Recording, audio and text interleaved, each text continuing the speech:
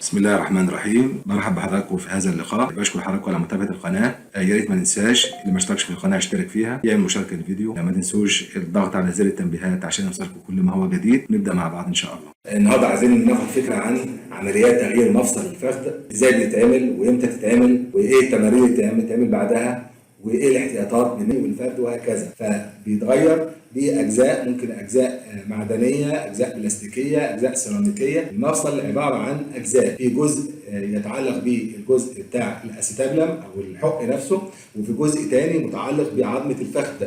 يبقى الجزء ده الأسيتابلر بارت وده الجزء ده الفيمورال بارت.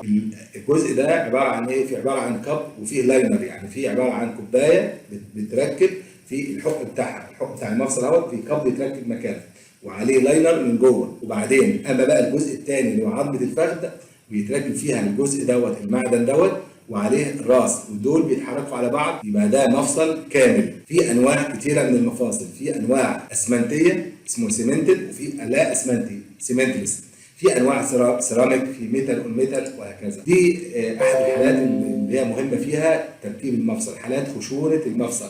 المفصل حصل فيه تآكل، ما بقاش فيه حركه في المفصل، بقى فيه الم، ما بيقدرش المريض يمشي بشكل طبيعي، فبالتالي بنعمل تغيير مفصل عشان نغير واقع المريض لواقع تاني باذن الله يكون افضل واحسن. ازاي بتتعمل العمليه؟ بيتشال اجزاء معينه من المفصل، اللي هو الجزء اللي فات دهوت، يعني هنا ده المفصل، هنا المفصل ده تآكل، فالجزء دوت بيتشال، الجزء ده بيتشال، هنا كان هنا نقطع قطع هنا ونشيل الجزء ده، وبعدين الجزء دوت بنعمل له اعداد، بنعمل له ريمنج، يعني نعمل له ايه؟ يعني في آلة بتتحط جوه الحق ده وتتحرك بهذا الشكل بحيث ان هي تحضر مكانه عشان يتركب طب ده بوضع كويس ويقدر ان هو يثبت ويتحرك بشكل. فالاول بنخلع المفصل ونشيل الجزء ده، بعدين نبتدي نحضر الفخذ ده بهذا الشكل. في الاله دي بوكس الشيزل وفي راس، المهم ان هو بيبتدي ان هو يحضر عظمه الفخذ دي عشان تقبل وتركب الاستيم ده. ليه مقاسات بحيث يركب اكبر مقاس ممكن بحيث يثبت جوه العظم. بيتثبت يا اما بيتثبت ببريس فيت يعني بالضغط، او يتثبت بيه عن طريق الاسمنت الطبي. وبعدين نرجع بقى نبص على المفصل دوت، مفصل اللي هو الاسيتابلم او الحق نفسه، يبقى نجيب حاجه اسمها ريمر اهوت، ده بيشتغل بيلف وبعدين بيقور العظم، اللي هو مش في العظم بقى، بيقور الغضروف اللي هو بيغطي سطح المفصل. اي مفصل بيبقى السطح بتاعه فيه الغضروف ده حصل فيه تآكل، فبيتقور الغضروف ده عشان يكشف العظم عشان نقدر نثبت فيه القاب ده والمفصل يثبت وفي الوضع المناسب، اخر بنثبت جزء في الاستابلم او في الحق ده، وجزء تاني بيتثبت فيه عظمه الفخذ، ويتركبوا مع بعض بعد كده ويتردوا مع بعض، يبقى ده المفصل كامل وده تغيير المفصل. عباره عن فتحه جنب كده بنوصل من خلالها للمفصل، في عضلات او اوتار بيتم قطعها بشكل معين بحيث ان هي تنعكس بشكل معين بحيث تكشف شكل العظم، من خلاله نقدر ان احنا نوصل للمفصل ونشتغل عليه، وفي الاخر نركب ده المفصل الصناعي، المفصل كامل. ده الجزء اللي هو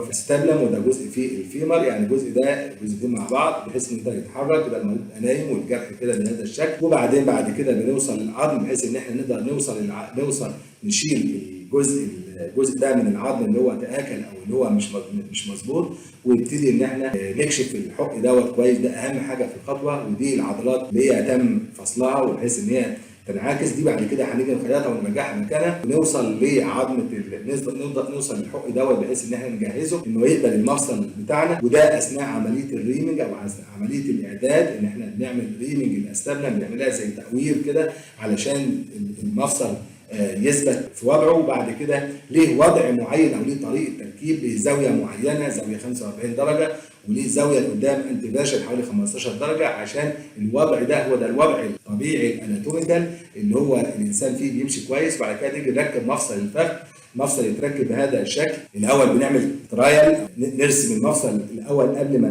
نركبه عشان نعرف المقاس المتوقع، والمفصل بيوصل لحد الحته دي، ده الجزء اللي بيتشال. وبعدين ده لما بنجهز مكانه وبنعمل له رسم، يعني بيعمل تجهيز بحيث ان هو في آلة بتخش بنفس الشكل ده تقريبا بحيث تحضر مكان المفصل لما يركب او يثبت بشكل كويس. وبعد كده دي برضه اثناء التجهيز، وده المفصل لما بيركب وبعد كده بيتسوح عشان ما يحتاجش في اي حاجه. وبعد كده ده المفصل بيتركب هو، سواء بقى كان اسمنتي بيثبت بالاسمنت حواليه، او لا اسمنتي بيبقى بيدخل عن طريق الضغط، وبعد كده بنركب راس العظمه عليه الهيد بتاع المفصل. ده المفصل هو ده الموديل بتاع المفصل، وده المفصل العظمه، وده الجزء ده اللي بيتشال، وده المفصل اللي بيتركب. ده الحق اللي بيتركب جوه المفصل، وده الفيمورال بارت او الجزء بتاع الفخذ اللي بيتركب عليه بحيث يثبتوا مع بعض. ده الجزء بتاع الاستابلم، وده الهيد راس العظمه اللي بتتشال. وده لما بنجهز الحق اهوت وبنعمل ريمنج او نعمل تجهيز، وده راس العظمه، العظم بقى فيه تآكل بهذا الشكل، بنخلعه عشان نوصل للمكان دوت او الحق ده علشان يتجهز عشان نركب المفصل. ودوت خطوات التركيب اهو، ده الحق نفسه. وبعد كده ده القبض لما بيتركب ويثبت هنا، ودي راس العظم اللي هي بتتشال، بعد كده بتركب بعد مكانها الجزء الثاني، وبعد كده ده بيثبت هنا في الجزء دوت، وده تجهيز عظمه الفيمر. وبعد كده ده الجزء بتاع الفخذ بيتركب مكانه، ده جزء بيتشال، وبعد كده ده بيرجع على ده بحيث يدخل جوه هنا يجي كمفصل. وبعد كده يبقى شكل المفصل في الاشعه بعد العمليه بنلاقي الجزء ده، الجزء بتاع الاستابلم والجزء بتاع الفخذ، وده المفصل ده اهوت. ده الجزء ده جوه العظم مبقاش باين، وده الجزء ده بره العظم كده او بره العظم نفسه، وده المفصل، وده الجزء في الاشعه. في الاخر بنقفل الجرح بعد ما نرجع الاوتار ونرجع العضلات لمكانها. ده عندنا المريض ده عنده تآكل في عظمتين المفصل الناحيتين الاثنين، وبيتعمل تغيير للمفصل الناحيتين. مفصل قدامنا اهوت، المفصل ده ما فيش اسمنت حواليه، يبقى المفصل ده لا اسمنتي. ساعات بيكون المفصل ده مختلط، يعني جزء اسمنتي وجزء لا اسمنتي، اسمه هايبريد. وبعد مفصل فيه خشونه جامده جدا ويتركب مفصل اسمنتي، فيه اسمنت حوالين المفصل دوت، يبقى المفصل ده سيمنتد او اسمنتي. ده مفصل اسمنتي وده مفصل لا اسمنتي عشان نعرف الفرق ما بين الاثنين. بعد العمليه في تمارين مهمه قوي، عشان في تمارين تنفس، المفروض ياخد نفس جامد ويطلعه، ياخد نفس جامد ويحبسه ويطلعه بعد كده عشان يحسن الدوره الدمويه ويحسن حاله التنفس. بعد كده دايما يشغل كف رجل يشيله لفوق ويرجعه لتحت، يشيله لفوق ويرجعه لتحت. ممكن يلفه اليمين والشمال، يبقى يلف كف رجل اليمين والشمال. ممكن هو ينام بهذا الشكل، فارد رجليه بهذا الشكل، وبعدين يبتدي يفرد الركبه جامد، يشد الصابونه لفوق بالعد 10 مرات، وبعد كده يريح، يشد الصابونه 10 مرات، وبعدين بعد كده يريح. ممكن يجيب مخده يحطها تحت الركبه، وبعدين برضه نفس الكلام، يرفع الرجل شويه ويشد الصابونه ويرفع ويحرك الكف لفوق ولتحت. كل ده مهم عشان تقويه العضلات. بعد كده ممكن المريض يقعد على حرف السرير بهذا الشكل، يفرد رجليه الاخر عدد 10 مرات وبعدين يتني، يفرد 10 مرات وبعدين يتني.